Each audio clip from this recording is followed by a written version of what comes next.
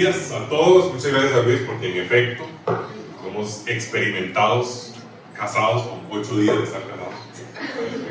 Muchas gracias. Pero bueno, hoy tenemos el cierre de la serie que tenemos 6 meses de estar llevando a cabo. Entonces, bueno, espero que usted haya de cierta forma amarrado un poco los hilos de lo que hemos estado viendo. Han sido 6 meses de ver de ver integridad, de ver fe, de ver amor, de ver compromiso, servicio, y ahora estamos en generosidad. Son 6 meses que no solo son valores por ver valores, sino que lo que hemos estado mostrando es un poco de lo que usted ve aquí. Es una intención de un año entero de vincular y de conectar con las personas, pero sobre todo de mostrar qué creemos como organización, en qué pensamos y cuál es nuestra cultura organizacional. Entonces, dentro de esto, nuestra solicitud para usted el día de hoy es que no lo tome como una enseñanza normal de un día normal, sino que lo enfoque dentro de 6 meses de saber qué cultura, qué valores tiene esta congregación. Si usted está de acuerdo y le gustan esta cultura y esos valores, pues es bienvenido cuando quiera estar con nosotros. Si no es el caso, pues entonces también podemos conversar acerca de sus pensamientos respecto de nuestros valores. Un tema que siempre digo cuando estamos en mesas: si usted siente que le va a dar tortícolis severa, puede correr la silla, no se preocupe, o sea, puede acomodarla y ponerla como para que esté al frente mío, pero no tenga que estar, ¿verdad? Con esto. No tenemos fisioterapeuta contratado para ayudarles después de la hora de enseñanza. Bien, como les decía, hablamos de generosidad y como siempre iniciamos orando. Señor, gracias por este tiempo, gracias por todas esas personas que estamos reunidas acá el día de hoy. Oramos, Señor, que tu Espíritu Santo sea quien guíe la exposición de tu palabra, la aplicación de tu palabra, y que sobre todo, Padre, nuestros corazones estén dispuestos para recibir la semilla que es plantada. En el nombre de Jesús oramos. Amén. Muy bien, generosidad. Hace 15 días estuvo Diego aquí y estuvo hablando de la parte 1 de generosidad, donde tenemos un principio básico que es ese esquema que vamos a ver aquí en adelante, y es que tenemos un Dios dador. Todo lo que tiene que ver con nuestros valores siempre inició con que Dios lo llevó a cabo, con que Dios lo reviste y es un atributo de Él. Entonces, nunca hablamos de amor como el amor ahí, ¿verdad? Como lo describe la sociedad. No, hablamos a partir de Dios cómo entendemos el amor. Cuando hablamos de servicio, hablamos de un Dios que sirve. Cuando hablamos de generosidad, hablamos de un Dios dador. Y dentro de esto dijimos que la máxima expresión de la generosidad de Dios está manifestada precisamente en Jesús, que es todas esas cosas que Diego decía por ahí. Así que no partimos de una idea de dar por dar o de generosidad con base en nuestras comprensiones sino que partimos de generosidad con base en Dios dando, y sobre todo dando a su Hijo para nosotros. Esa es nuestra base. La semana pasada tuvimos un podcast que, si usted no lo ha visto, se lo recomiendo encarecidamente.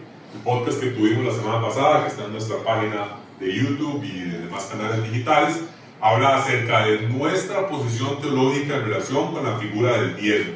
Una figura que es altamente conocida, altamente popular, sea que usted asista a una congregación cristiana o no, o sea, todo el mundo en la calle le puede decir a usted qué es el diezmo, más o menos, le va a dar una idea, y nosotros tenemos una posición teológica en relación con eso, a saber que no compartimos el instituto jurídico del diezmo como un instituto vigente para los creyentes en el Nuevo Testamento, sino como un instituto propio de la ley mosaica, de la ley otorgada en el Levítico, en Deuteronomio, en el Pentateuco, y por ende no utilizaremos los términos diezmo para nuestros actos de generosidad, ni estableceremos mucho menos una obligación de contribución económica de parte de ninguna persona con un porcentaje específico, sean con base en su ingreso neto, bruto, comisiones, lo que sea que gane. No será ese el caso. Si usted quiere ver en detalle por qué creemos eso, hay una hora de podcast de su servidor y el pastor que habla mucho, hablando acerca de el diezmo y por qué, y analizamos las diferentes fases o los diferentes momentos en los cuales tenemos la referencia a él. Así que 1 hora de podcast para usted, para si tiene insomnio a las 2 de la mañana del martes, no sabe cómo dormirse, ese le va a servir un montón. Muy bien, el día de hoy tenemos el siguiente esquema.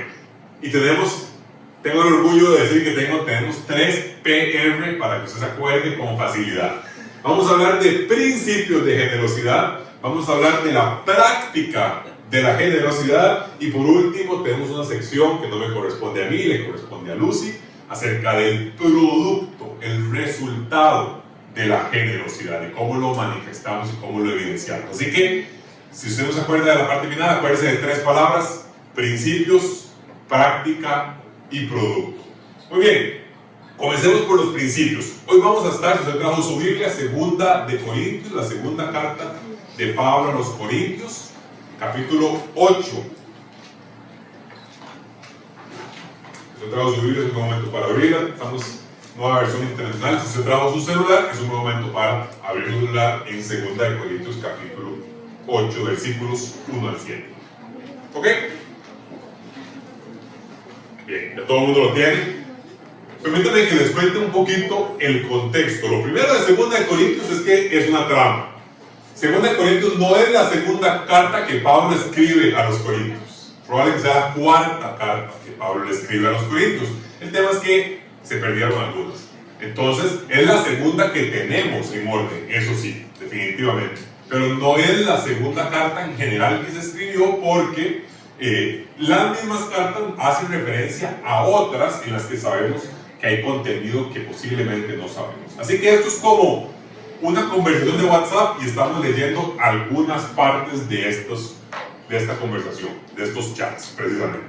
Eso es lo primero. Lo segundo es que el contexto que está pasando en 2 de Corintios capítulo 8 es que Pablo lleva cierto tiempo, Pablo el autor de la carta, está desde hace ratillo buscando levantar fondos para entregarlos a la iglesia en Jerusalén.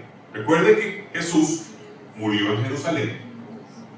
Los discípulos después se quedaron en esa zona, fueron esparcidos y después de eso se fueron abriendo hacia la zona de los gentiles. Pasaron de los judíos hacia donde estaban los gentiles, que son personas como la mayoría de nosotros que no tenían ascendencia judía. Entonces, Pablo se fue hacia esas otras iglesias que tenían mayor capacidad económica. Y lo que sucede es que muchos de los que están en Jerusalén, como es de esperarse, eran judíos. Al ser judíos y pasarse al cristianismo, su comunidad los abandona. Pierden sus oportunidades de trabajo, pierden su capacidad de producir ingresos. Y eso lo que genera es que entonces se haya desatado una gran pobreza en Jerusalén, en la iglesia cristiana que está en Jerusalén, compuesta principalmente por judíos. Ese es el contexto. Entonces Pablo lleva el rato diciendo: yo quiero levantar fondos para eso. Quiero tener la posibilidad de llevarles una gran ofrenda y la quiero sacar de los gentiles. De los gentiles que en algunos casos tenían mayores posibilidades económicas.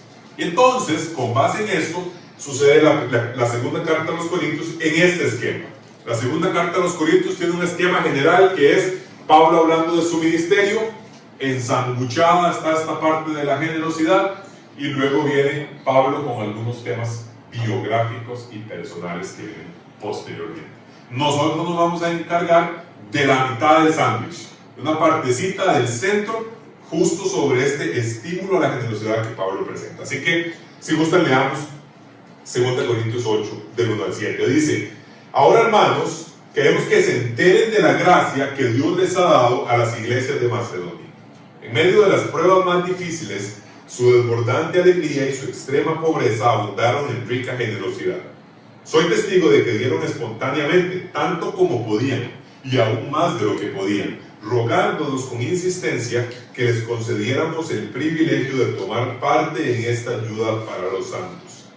Incluso hicieron más de lo que esperábamos, ya que se entregaron a sí mismos primeramente al Señor y después a nosotros conforme a la voluntad de Dios.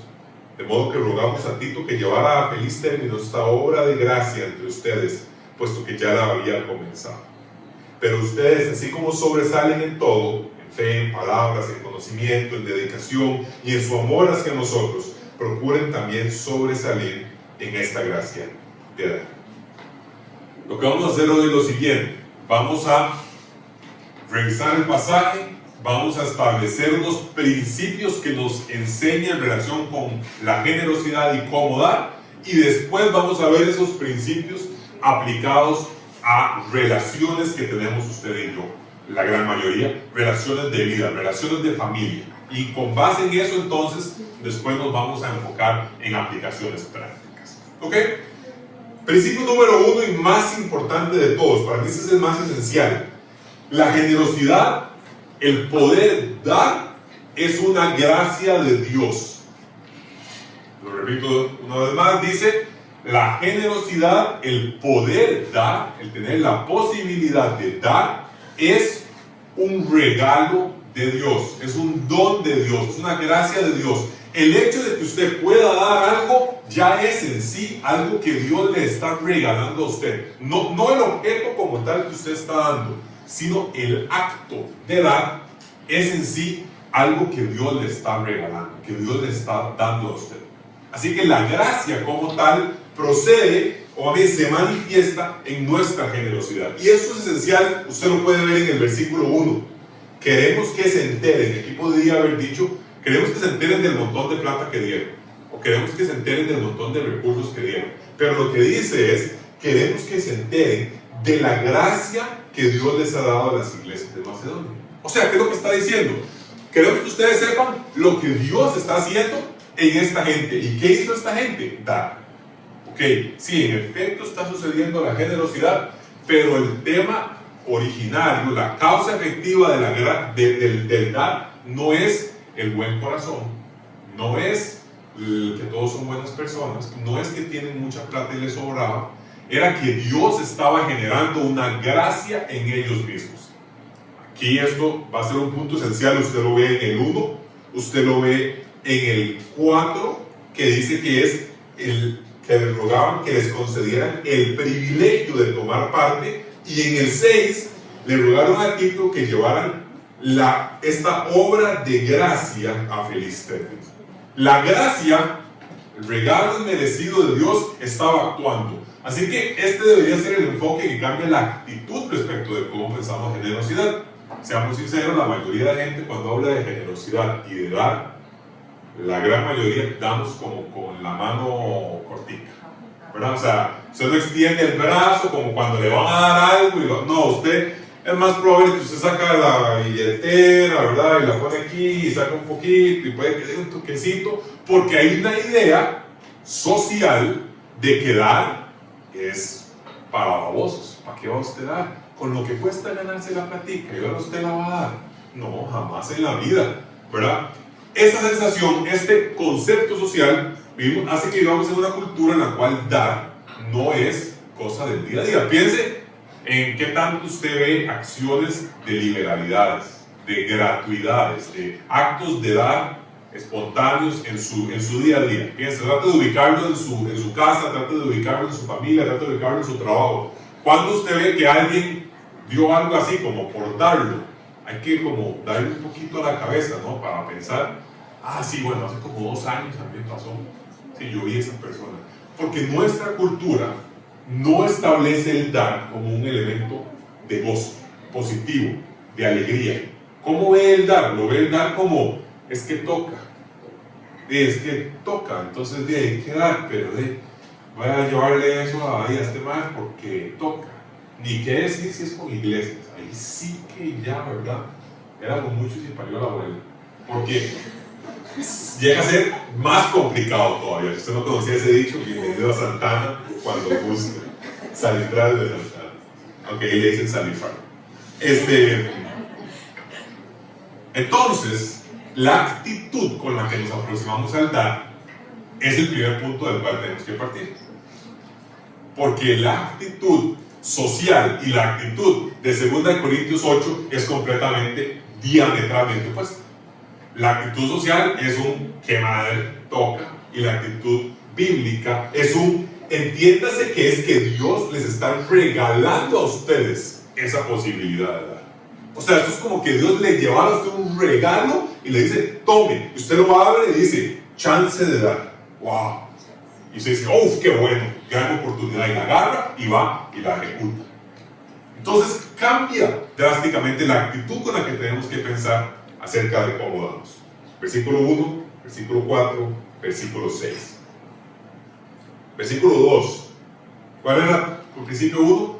La generosidad es una gracia de Dios. Es un regalo de Dios. Y gracias como medio pandereta para usted, dígale que es un regalo de Dios. La generosidad es un regalo de Dios. Punto número 1. Punto número 2. La generosidad es para todos. La generosidad es para todos.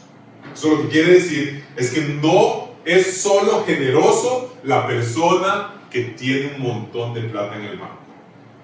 No es para esa persona que corresponde ser generoso. Corresponde ser generoso para todas las personas de acuerdo con cómo tengan. Versículo 2. En medio de las pruebas más difíciles, estamos hablando de las iglesias de Macedonia. Macedonia es la zona donde estarían las iglesias de los filipenses, Filipos, y los tesalonicenses, Tesalónica.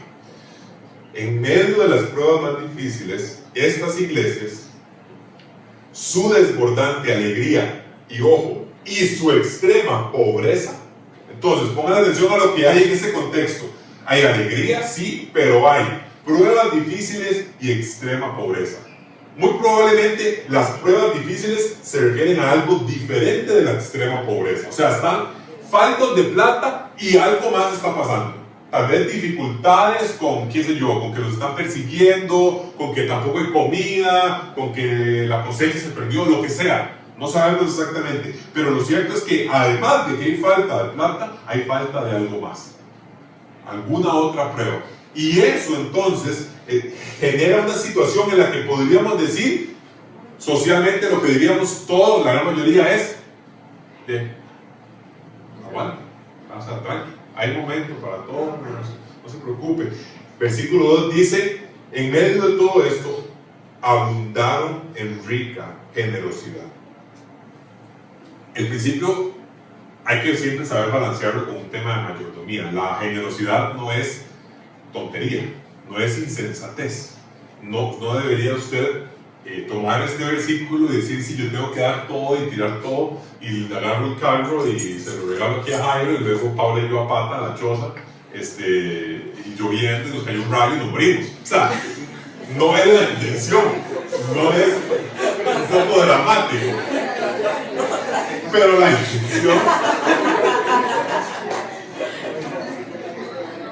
intención no es que usted agarre de la enseñanza de hoy una idea que nos pasa muy a menudo, que es que tengo que darlo todo. Entonces usted este fin de semana quiere dar todo lo que tiene. O sea, agarró un mag, encontró la calle, lo llevó a la choza, me duerme aquí, lo comió y no sé qué, y listo. No, o sea, no es la intención que tengamos una generosidad desmedida que además suele ser efímera y poco efectiva, insulsa a veces.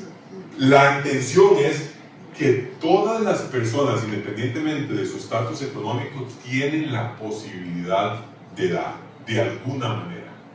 Ya vamos a hablar de recursos, cosas que tenemos en los bolsillos para dar, ya vamos a hablar de eso. Pero por el momento, el tema es, primero, cambiemos la actitud. La generosidad es un regalo de Dios. Lo segundo es, no nos pongamos en cosas a poner peros.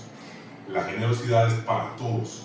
Todos, independientemente de nuestro estatus económico, tenemos la posibilidad de dar. Lo que hay que también tener es querer dar. Muchas veces lo que faltó no es recursos, lo que falta es ganas, voluntad, deseo de dar. Versículo número 2. Llevamos dos principios. La generosidad es una gracia de Dios y la generosidad es para todos. Punto número 3. La generosidad es parte integral de la vida del creyente. Pongan atención a esto. La generosidad es una parte integral de la vida del creyente. Eso lo que quiere decir es que no se vale agarrar el cristianismo y decir, es que esa vara sí es tuanis. Jesús sí es tuanis. Esa vara el Espíritu Santo sí que promete. Buenísimo lo de la comunidad y congregación. Lo que no es nada tuanis es esa vara de dar. Entonces usted agarra el muñeco, le corta un brazo, salud, dinero también, ahí estamos generosos, dinero. no es un muñeco que usted puede armar de esos que usted quita y pone. No es un Lego que juegan los niños, que usted arma 5 pedacitos y le pone los que quiere y se le sobraron 2. O no es como Paula y yo armando la mesa en la casa, sobran 2 clavos, es como, ahí nos daremos cuenta, ahí eventualmente, cuando se caiga, posiblemente no habrá problema, o un tornillo también.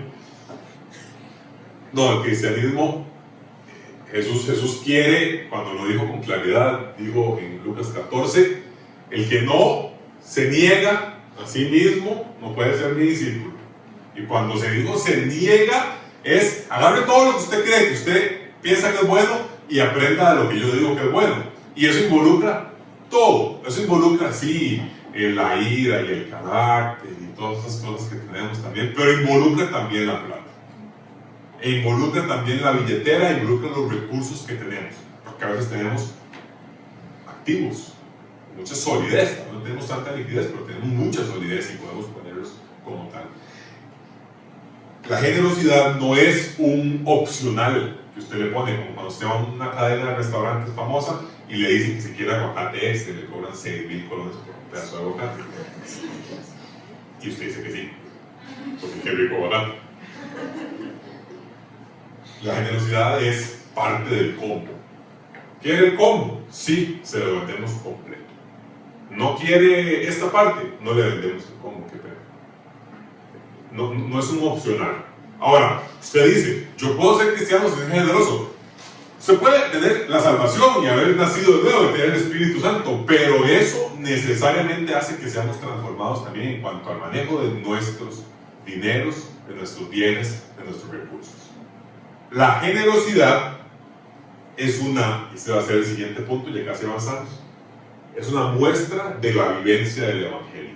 Ojo, muy claro, no es una condición de salvación. Y aquí hay que ser muy claro, porque yo soy muy consciente de que estamos hablando de un tema que en el círculo cristiano evangélico en Latinoamérica y Estados Unidos es altamente doloroso y es altamente peliagudo. O sea, no crean, porque estamos hablando de un tema de generosidad y estamos hablando de todas esas cosas, somos ingenuos, suficientemente ingenuos para creer que este no es un tema álgido y que hay una historia social, cultural, de muchos abusos en relación con estos temas. Bueno, o sea, no somos tan ingenuos, pero eso no significa que usted no pueda enseñar los principios bíblicos correctamente aplicados. El hecho de que alguien haya utilizado un vaso para tirarse baja y pegar en la cabeza no significa que ahora haya que cancelar todos los vasos que existan en el mundo. No, usted use el vaso como corresponde. Agárrelo, sírvale un poquito de agua y tome agua. No lo use para pegarle a la gente, porque ese definitivamente no es su fin. El punto que digo es el siguiente, después de ese pie de página.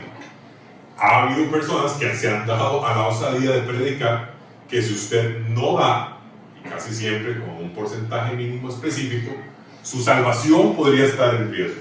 O sea que es un requisito de salvación, lo cual es una gran tontera. Es una gran estupidez decir algo así.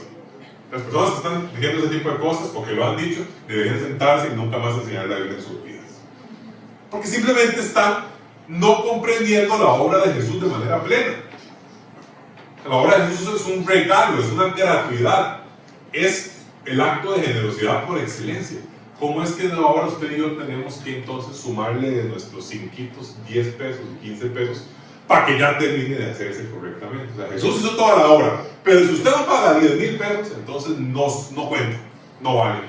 Eso vale el tiquete al cielo, 10,000 colones. Si usted no paga la indulgencia, si usted no paga la entrada al cielo, si usted no paga la oración, entonces esa persona se va a quemar y no va a entrar, no va a salir de tal espacio metido entre el cielo y la tierra. Eso no tiene ningún tipo de sabiduría, no hay, es una ofensa, realmente es una herejía, es un acto sumamente opuesto a la obra de Jesús común. Es una no comprensión de a qué vino Jesús al mundo y del rol de la iglesia, una apropiación del rol de la iglesia indebido, absolutamente indebido. La generosidad es una muestra de la salvación existente de la obra del Espíritu Santo. No es un requisito, no es una condición, es una muestra. Así es como cuando yo tengo ciertas habilidades para jugar fútbol y me tiran la bola, tiro un par de series, pafa, se muestra que sé. Es algo que lo evidencia. Así como cuando usted ve un árbol de mangos, usted sabe que es de mangos porque hay mangos colgando.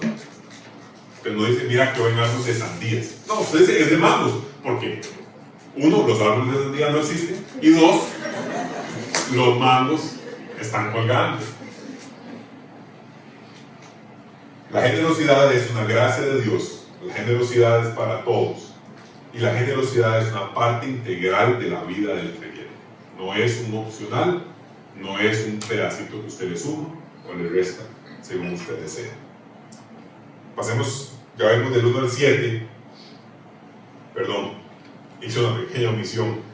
La idea de que la generosidad es parte integral de la vida del creyente la podemos ver en el versículo 7, cuando dice, ustedes sobresalen en todo, en fe, en palabras, en conocimiento, en dedicación, en su amor hacia nosotros. O sea, ustedes tienen demasiadas virtudes, pero también procuren sobresalir en este otro tema. O sea, no me digan que ustedes saben toda la Biblia transparente en hebreo, en griego y en español, y que usted además tiene mucha fe, pasa orando todo el día, da clases en el seminario, tiene gran dedicación, invierte 10 horas de su vida al tema de la Biblia y a predicar y a hablar con las personas y a dar consejería, y usted tiene amor por todo el mundo, pero no da. No tiene la gracia de la generosidad. ¿A dónde dar? Ya vamos a hablar. Generalmente en estos círculos estamos pensando, este man lo que va a decir es, eso. ¡Tarán! Gracias. Y ahí hay una caja. No, vamos a hablar de dónde. Hay muchos espacios donde podemos dar. Pero lo cierto es que es un tema integral. Versículos 8 al 12, si gusta avanzamos. Dice Pablo, con la autoridad de apóstol, que ninguno de nosotros tiene, ni Diego, ni yo, ni para aquí, con la autoridad de un apóstol del siglo I, le dice a los corintios, ojo el tema, no es que esté dándoles órdenes, ojo el tema de la libertad que mencionábamos Diego y yo en el podcast de la semana pasada. Eso es un tema en el que la libertad reina, no la obligatoriedad, no la sensación de culpa, no el entregar la orden patronal para ver cuánto gana y de ahí sacar un porcentaje. Esto es un tema de libertad. No es que esté dándoles órdenes, sino que quiero probar la sinceridad de su amor en comparación con la dedicación de los demás. Vean que el versículo 9. Ya conocen la gracia de nuestro Señor Jesucristo, que aunque era rico, por causa de ustedes se hizo pobre, para que mediante su pobreza ustedes llegaran a ser ricos. Aquí va mi consejo sobre lo que les conviene en este asunto. El año pasado, ustedes fueron los primeros, no solo en dar, sino también en querer hacerlo. Lleven ahora a feliz término la obra, para que, según sus posibilidades, cumplan con lo que de buena gana propusieron. Porque si uno lo hace de buena voluntad, lo que da es bien recibido según lo que tiene, y no según lo que no tiene. La generosidad es una muestra de la vivencia del Evangelio. Les decía, eso es el punto siguiente. ¿Por qué? Porque vean qué lindo como Pablo literariamente de nuevo hace un sándwich. Él está tocando el tema generosidad y se le ocurre en el versículo 9 meterle ahí la parte central y decir, ya conocen la gracia de nuestro Señor Jesucristo, era rico, se hizo pobre por ustedes, para que Él sea pobre y ustedes sean ricos. Se los garantizo, Pablo no está hablando de plata, ni cerca en ese versículo 9. Ahí no hay una promesa de que todos ustedes y yo vamos a ser millonarios y seguimos echándole a esta vara.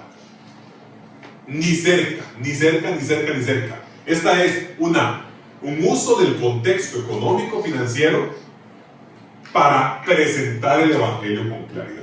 En el versículo 9 está diciendo con toda claridad, ustedes eran pobres, ustedes no tenían nada, Y Jesús se humilló a sí mismo, Filipenses 2. No tomó el ser igual a Dios como algo a que aferrarse. Se humilló a sí mismo y se hizo obediente hasta la muerte. Y Dios lo exaltó a lo sumo. Para que nosotros entonces pudiéramos, en este caso lo dice aquí, ser ricos. Eso es el evangelio muy chiquitito, en pedacitos. Jesús, su trabajo, su obra fue hacerse pobre para que nosotros fuéramos ricos. ¿Y ricos cómo? Bueno, ricos con todas las bendiciones que dice Efesios capítulo 1.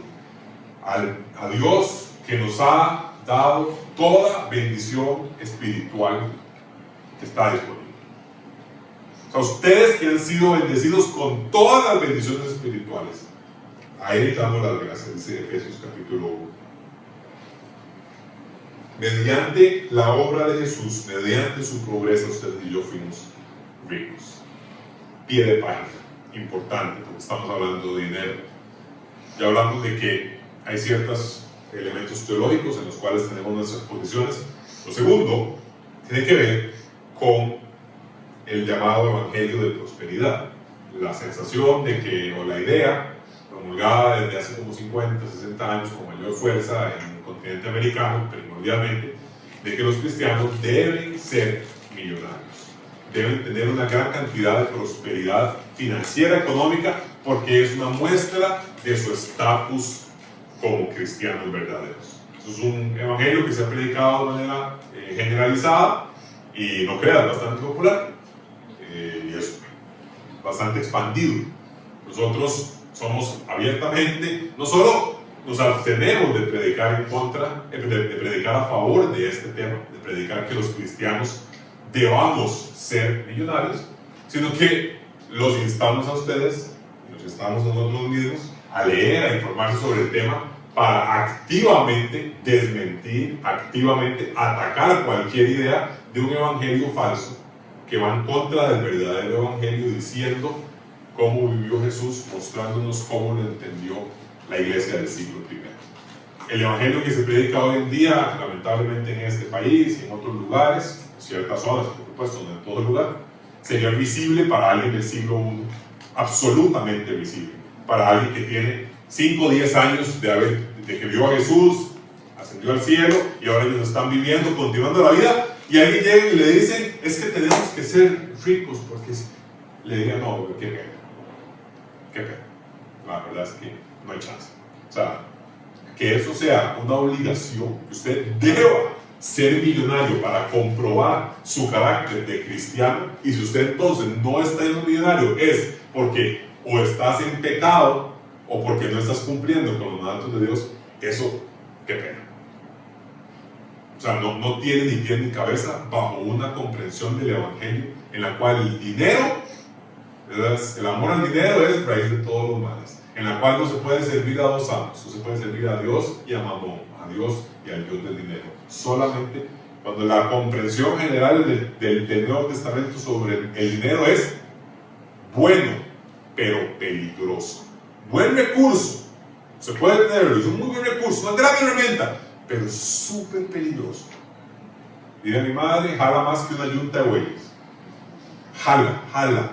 No hay nada que nos haga sentir tan jalados en nuestro corazón de ser humano, pecaminoso todavía, como el dinero. Así que cuidado con meterle al cristianismo esa idea pecaminosa del dinero, ese deseo pecaminoso del dinero, y convertirlo entonces en un mega cristianismo próspero. La riqueza de la que habla Pablo en el versículo 9 es mucho mayor que 10 pesos más en su cuenta de banco por venir los domingos a la iglesia y hacer un par de oraciones. Versículo 10, les dice Pablo: aquí va mi consejo, ustedes deberían hacer esto. El año pasado, ustedes fueron los primeros en dar, sino también, no solo querían dar, sino también quisieron, pero no solo vieron, también querían hacerlo. Fueron los primeros en quererlo y en hacerlo. Y el punto que sacamos de esto es: el dar es un estilo de vida. La generosidad es un estilo de vida, no un acto único.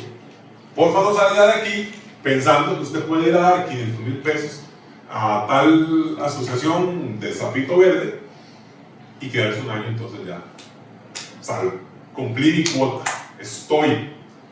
Dar es un estilo de vida, así como el servicio era una actitud, lo vimos, servicio, no era un tema simplemente de un acto de servicio, serví enormemente hoy domingo y me guardo para hasta la próxima semana.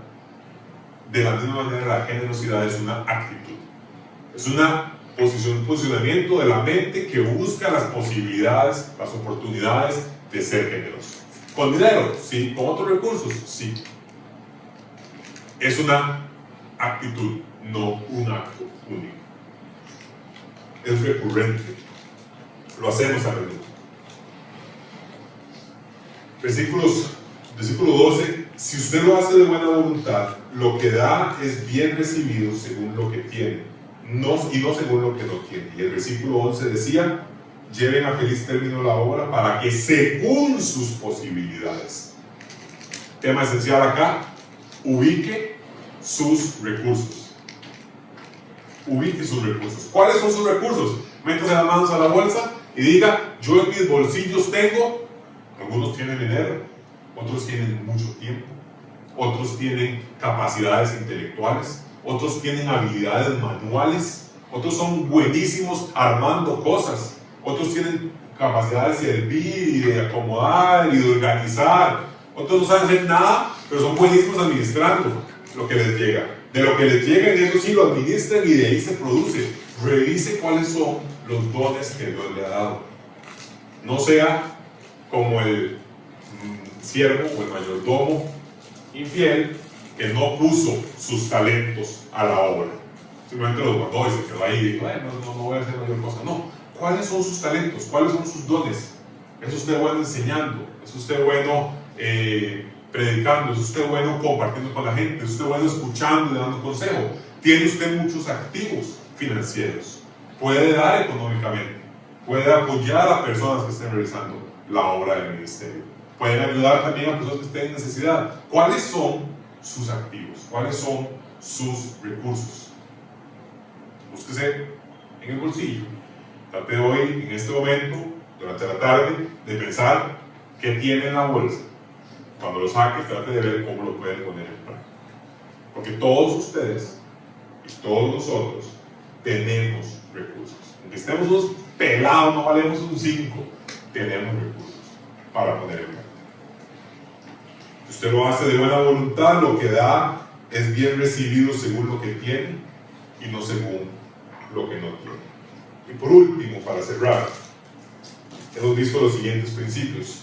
La generosidad es una gracia de Dios. La generosidad es para todos. La generosidad es parte integral de la vida del creyente, no un pedacito opcional. La generosidad es una muestra de la vivencia del Evangelio. Debemos revisar nuestros recursos y finalmente la generosidad aumenta nuestro principio de comunidad. Versículo 13 dice, no se trata de que otros encuentren alivio mientras que ustedes sufren escasez, es más bien cuestión de igualdad. En las circunstancias actuales, la abundancia de ustedes suplirá lo que ellos necesitan, para que a su vez la abundancia de ellos supla lo que ustedes necesitan. Así habrá igualdad. Como está escrito, y cita al Éxodo, ni al que recogió mucho le sobraba, ni al que recogió poco le faltaba. Hay un elemento de comunidad, sin duda, en la generosidad. Un día yo puedo ayudar a Juan con mi profesión. Estudié tal cosa y puedo ayudar con mi profesión. Y al día siguiente resulta que Juan, sin que yo se lo pidiera, sin que fuera un dame y te doy, Juan puede venir y ayudar con tal tema. Porque Juan vende chayotes y queríamos hacer un picadillo de chayote y Juan tenía chayotes y nos quedó pero espectacular los chayotes. La generosidad impulsa la comunidad también.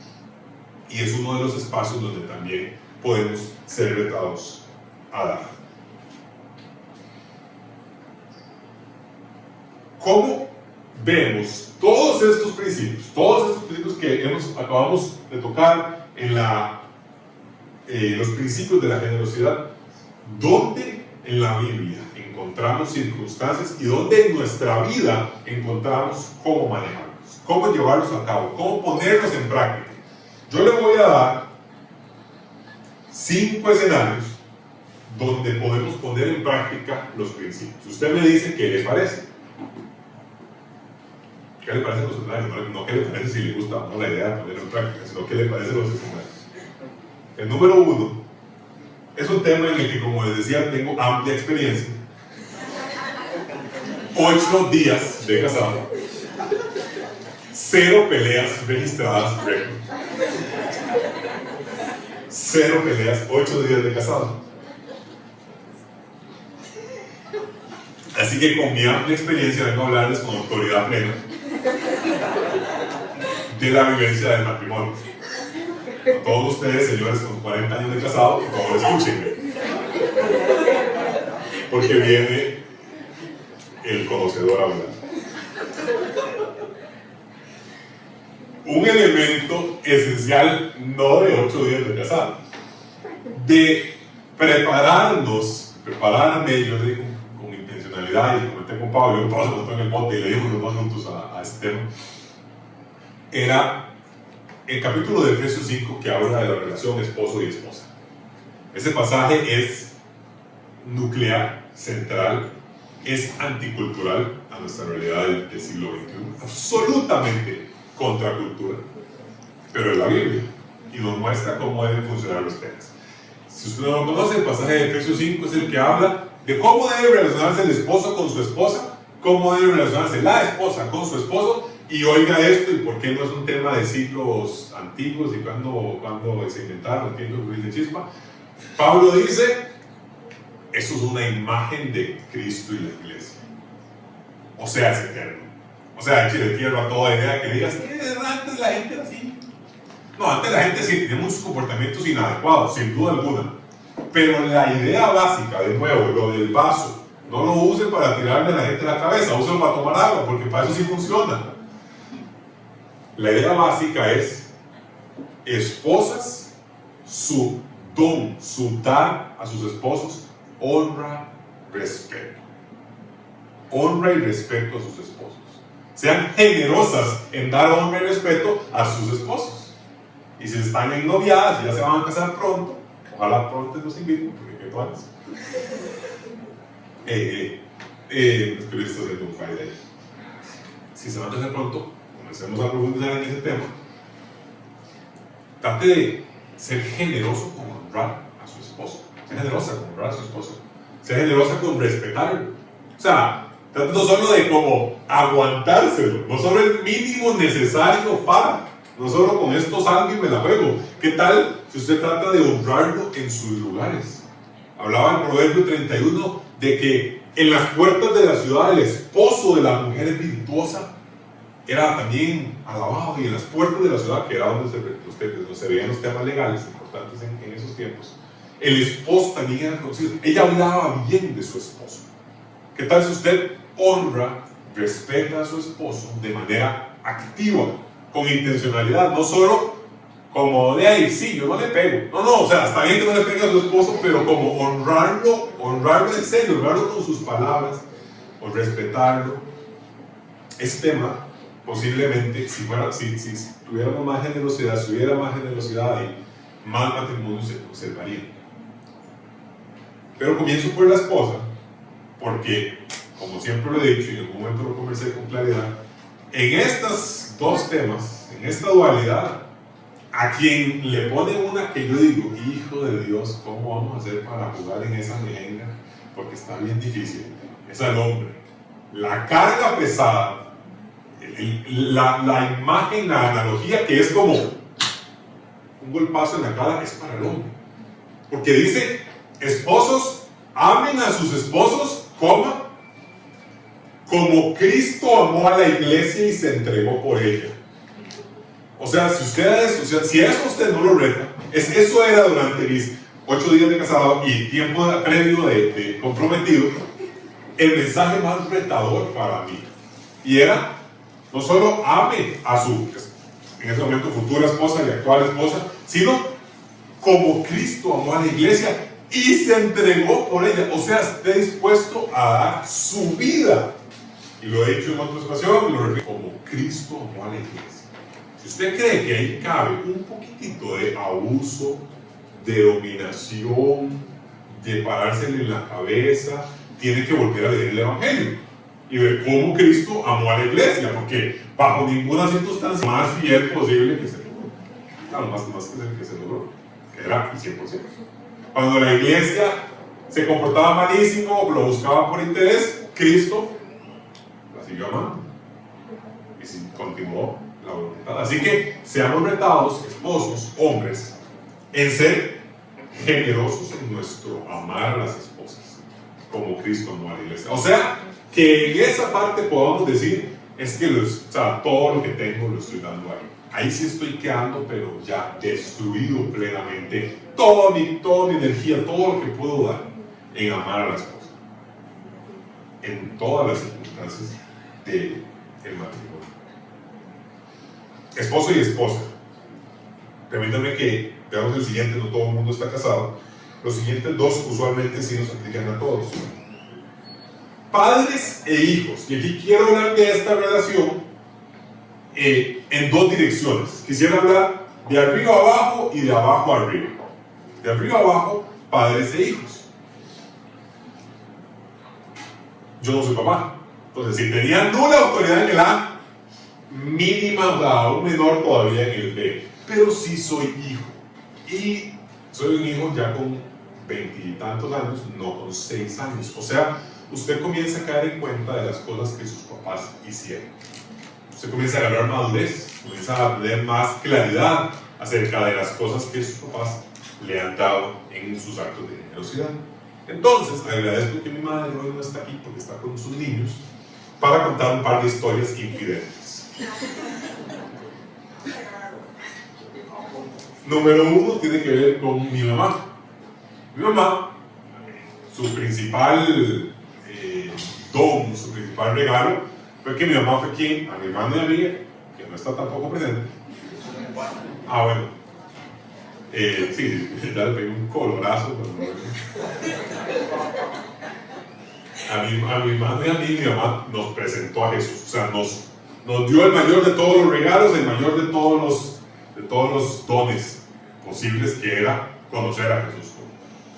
Entonces, ya con eso, madres, padres, si usted no ha hecho eso plenamente, ese es su mayor regalo número 1, ese es su mayor acto de generosidad. Asegúrese de que ahí usted es feroz en cómo presentarles a sus hijos a Jesús, con las historias bíblicas, con los cuentos de noche, con las conversaciones en el carro, pero también, lamentablemente, y esto lo digo desde no tener hijos y desde la inexperiencia, pero también cuando usted está enojado y el chiquillo está en un desorden ahí en el media Plaza Real en Alajuela y es un bullón y te van a llamar a seguridad, ahí, de una forma u otra, al menos orar de previo en sus días cuando usted está en frío, para decirle: Dios, en esos momentos permítame de alguna manera tener una gracia sobrenatural para ser generoso con mis hijos en gracia, en don, en regalo.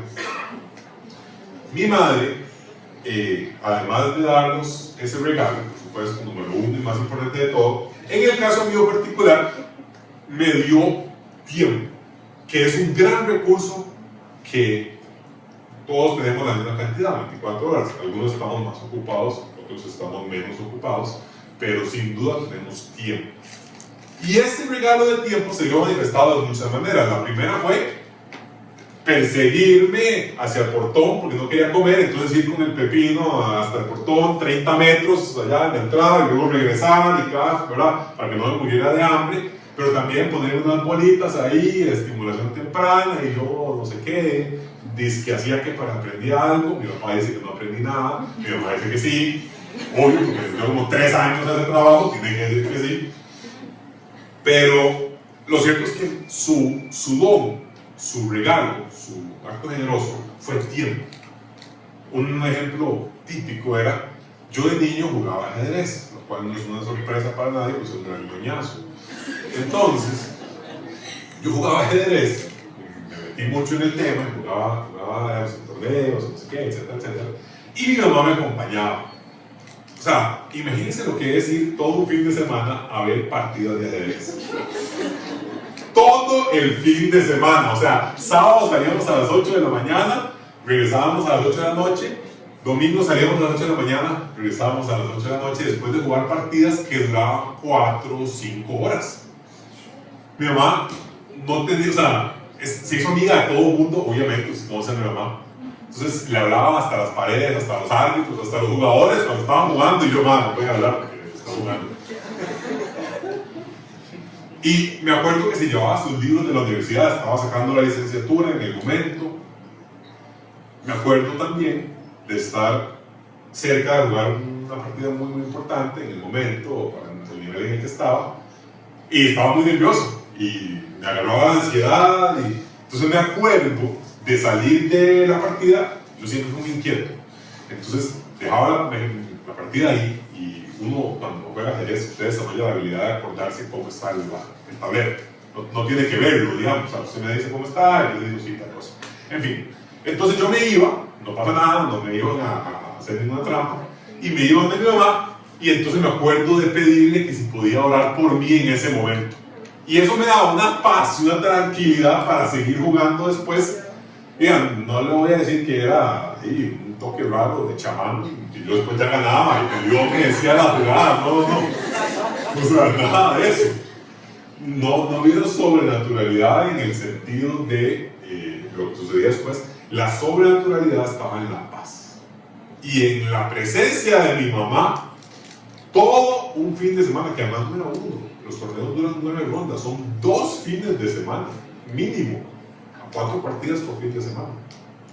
Entonces mi mamá lo que me regaló, en mi caso personal, con eso, además de muchas otras cosas, fue su tiempo, su presencia física, la importancia de estar ahí. Así que mamás, padres, esto puede hacerlo cualquiera, papá o mamá, no importa. Padres, el tiempo que ustedes les están dando a sus hijos es valioso. El tiempo que usted está entregando para sus hijos tiene un impacto que va a ir más allá. Entonces, no se ofusque cuando usted no ve resultados inmediatos en sus hijos. Ya lo va a ver eventualmente. Claro, sus hijos eventualmente van a ver ese tema, van a ver hacia atrás y van a decir: vea todo el tiempo invertido y todo lo que me generó esto en positivo. Los padres también dan dinero, y para nadie es un secreto que los hijos son una renta. Además, son como 3 rentas cada uno. Sí, exacto, sí, amén. Entonces, usted me dijo, si usted ahora jugó modo leyenda, como el pastor, que jugó el juego de tener hijos modo leyenda, y con ojos cerrados y todo, y tuvo 3, ahí hay 9 rentas. Entonces, mucho dinero que se involucra. Me acuerdo cuando yo estaba en segundo o tercer grado de la escuela, nos tomaron la decisión de que si pudiera ir a un colegio en específico. Era un colegio bastante caro, en mi opinión, personalmente. Yo pondría a nuestros hijos acá. Bueno, hablaría con Pablo a ver si me da permiso, y luego pondría a nuestros hijos acá. Tal vez sí. Pero lo cierto es que como por ahí en cuarto grado de la escuela, que es cuando uno hace el cambio para este colegio, tiene que hacerlo por ahí, mi papá perdió su trabajo. Y mi mamá se había decidido que se quedara con el tiempo, o sea, que nos criaran los dos invirtiendo tiempo. Entonces tampoco estaba produciendo mucho ingreso. Mi padre entonces comenzó a ver qué hacía y encontró un trabajo de contador, que mi papá es contador, es algo que odia, pero lo puede hacer. Y entonces encontró un trabajo de contador en el que el 2004-2005 ganaba 250,000 colones. No sé cuánto sería eso el día de hoy, pero bueno. Lo cierto es que de esos 250,000 colones había que pagar la mensualidad y todo el resto de cosas, y ya éramos 2, o sea, éramos mi hermano y yo, no solo yo. Mi hermano tenía para ese momento 5 años. Entonces, los rubros de la casa se veían considerablemente afectados por una partida presupuestaria muy importante, que era mensualidad del colegio de los papás, de la escuela. A mí me habían dado una beca importante, un porcentaje considerable, que si no hubiéramos podido pagar, porque si no era más la mensualidad completa que lo que ganaba mi papá.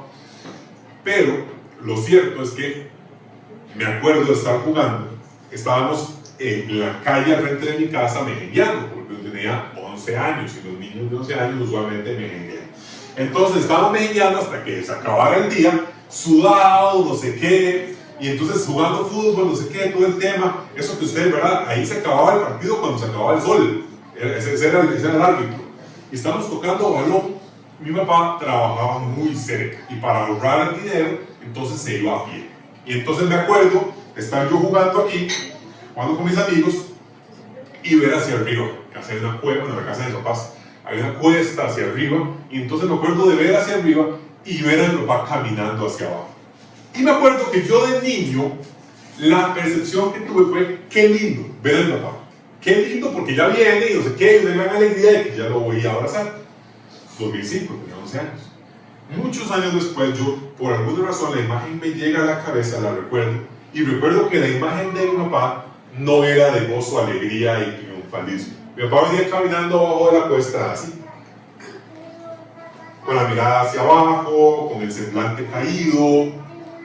Y yo no le puedo decir si era por las dificultades económicas que estábamos pasando, o simplemente había pasado algo en el trabajo ese día. Él no se acuerda, fue un día X. Lo que sí le puedo decir es que independientemente de si era justo en ese día o simplemente por el contexto como tal, definitivamente mi papá estaba sintiendo la presión fuertísima que involucraba que un tercio del ingreso total de la familia se estaba yendo en mi educación primaria.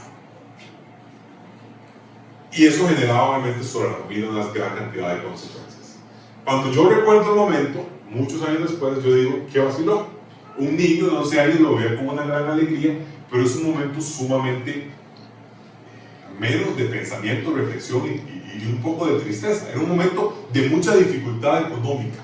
Era un momento de mucho sacrificio económico por parte de mis papás. Estaban ambos, porque no solo lo hacía mi papá, ambos lo hacían. Mi mamá dice que ella agarraba la mortadela jamonada porque no había para jamón, y agarraba la mortadela y la partía en 4. Entonces ya uno comía sándwich de mortadela jamonada, comía sándwich de un cuarto de mortadela jamonada, porque era para lo que alcanzaba en el momento, y todo era con un fin: sostenerme en la que yo considero la mejor educación que me pudo dar este país, y que además generó un ingreso durante toda la universidad, porque gracias a Dios se pudo utilizar después vinculado con el idioma que aprendí ahí.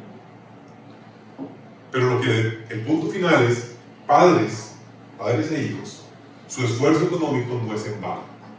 El esfuerzo que ustedes están haciendo para sostener a sus hijos, para darles las oportunidades que pueden, para llevarlos a clases de 7,000 cosas y para sostenerlos en su educación según corresponda, no es un esfuerzo en vano. Y si ya ustedes tienen hijos grandes, no fue en vano el esfuerzo que hicieron. Mis papás no pudieron viajar por muchos años. Por muchos años. Porque no había la plata, por supuesto.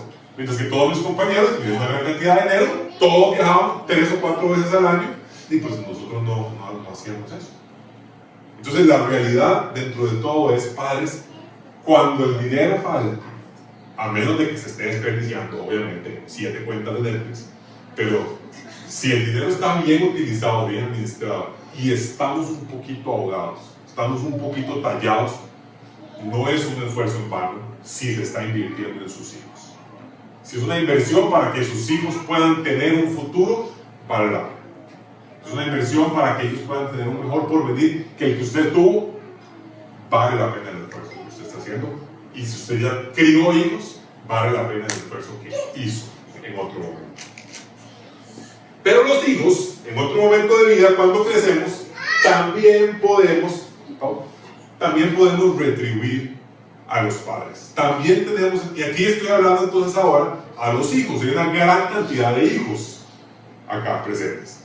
Los hijos también tenemos entonces una responsabilidad de hacerlo, porque también tenemos recursos para ser generosos. La generosidad de los padres la podemos tener nosotros en nuestra medida, según lo que tenemos. Entonces, hablando a los hijos que estamos acá presentes, es tiempo también de ver cuáles son nuestros recursos. El primero es el dinero. La pregunta es, ¿tenemos del todo dinero? ¿Manejamos dinero del todo? ¿Sí o no? Si la respuesta es sí, Entonces, ¿cómo estoy utilizando ese dinero? Es muy común que los muchachos de 15, 18, 20, 22 años se ganan una platilla y es para tenis de una marca, jacket de otra marca, salir con la novia o con el novio, comérselo en confites y en palomitas en el cine, y cuando me quedan 200 colones, y voy a ir a pedir más, o ahora sí ya quedarme en la casa viendo Netflix, con la cuenta de mi papá. Entonces, los hijos a veces perdemos de vista las posibilidades. Y recuerden, el primer y más importante de los principios, es una gracia el poder dar, no es una obligación, no es un que tigre, no es un toca. Es una gracia el poder dar. Y poder dar a los padres es uno de los actos más bonitos porque usted sabe todo lo que dieron por usted y todo lo que han dado por usted o siguen dando por usted. Así que, hijos, veamos cuáles son nuestros recursos en dinero, y mientras nuestra relación principal siga siendo ser hijo, todavía no ser esposo o ser esposa, intentemos ser cada vez más generosos, tener cada vez más posibilidades de decir: ¿cuándo fue la última vez que yo le llevé un chocolate a mi mamá? ¿Cuándo fue la última vez que yo le dije: hey, vamos al cine hoy, yo pago hoy? Y aquí sí estoy hablando plenamente de dinero. Recursos otros ya casi los tocamos, pero hablemos de plata, porque esa es una realidad, es un recurso que tenemos. Y la pregunta es: ¿cómo aporto yo en mi casa? ¿Cómo ayudo? ¿De qué manera contribuyo con lo que se me da? Y algunos dirán: bueno, perdón, pero es que a mí solo me dan pesada, son como 10,000. Bueno, de 10,000 guarda un pedacito y eventualmente vas a poder tener algo para ser generoso. Padres, si no le están dando dinero a sus hijos para que administren, podría ser una buena opción comenzar a hacerlo pronto, porque el dinero les va a llegar sí o sí, y es bueno que aprendamos lo más temprano posible a administrar dinero. Cerramos comercial. Pero hijos, lo cierto es, tratemos entonces de pensar en nuestros esquemas de generosidad con dinero. ¿Cómo podemos retribuirle a los papás lo que hemos recibido también de ellos en la parte económica? Pero los hijos no solo tenemos dinero, sino que tenemos tiempo y conocimientos particulares. Entonces pasa lo típico que mi madre no sabe cómo se hace eso en la computadora. Típico. Y es algo que en serio toma 3 minutos. Viendo un video de YouTube y haciéndolo en la compu. Pero no sabe cómo se hace. Y usualmente, lamentablemente y con el corazón en la mano, los hijos solemos decir: es que ahorita no tengo chance. Es que estoy muy ocupado con mi vida. Es que tengo que ver este podcast número 63 que veo hoy. Y los hijos solemos entonces, a puerta cerrada, en el cuarto, separado de todo lo demás, desvincularnos de la posibilidad de dar. Y es como un embudo todo para adentro. Y tenemos, tal vez no solo plata, tal vez de vez en cuando tener dinerillo para comprar las palomitas y algo, dale. Pero más a menudo que no, tenés tiempo. Usualmente para dar tiempo que te sale después de hacer tus obligaciones que usualmente te están pagando. Entonces, dentro de este esquema de generosidad, ¿cómo hacemos nosotros para poner nuestros conocimientos y nuestras habilidades a disposición de los padres? Generosamente. Además de las relaciones familiares, hay otro espacio de vida donde podemos ver la generosidad puesta en práctica. Tiene que ver con la congregación, y ahora sí vamos a hablar de congregación, pero vamos a hablar de congregación en 2 partes. Vamos a hablar de con los miembros de la congregación. ¿A qué me refiero con eso? Bueno, es que aquí somos muchas personas, y créanme que todos, de una forma u otra, tenemos necesidades, y todos entonces tenemos oportunidades para ser generosos con otras personas. Paula y yo nos casamos el sábado pasado, y eso fue, no digo nombres para no dejar por fuera a nadie, pero simplemente para nosotros fue una muestra amplísima de la generosidad de las personas. Y no estoy hablando solamente de dinero o de regalos, estoy hablando de tiempo, ayuda, espacio, reunámonos, hablemos, qué necesitan, cómo acomodamos.